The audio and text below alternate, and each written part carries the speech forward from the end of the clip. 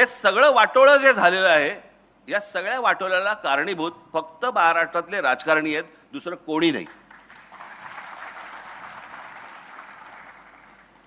नाही तर हिंमतच नाही होणार हो. आज जो महाराष्ट्रामधला जो प्रश्न, आज तो काय तो रिक्षा भिक्षांचा काय मराठी बोललं पाहिजे वगैरेचा जो विषय आलाय, हिंमत कशी होते मला जरा सांगा.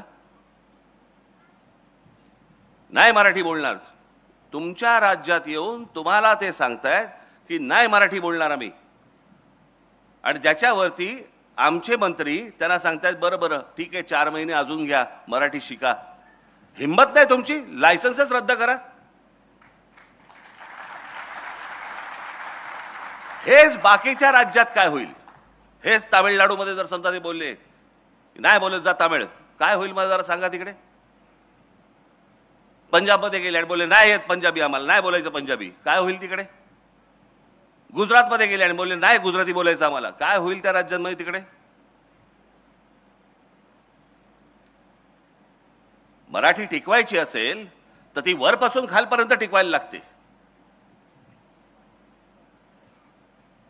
आणि आमच्या लोकांनी जे सांगितलं, आमची लोक जे सांगत आले बोलत आले, तो महाराष्ट्राचा ठसा तो त्यांनी उमटवला ना. म्हणजे एक साधं उदाहरण तुम्हाला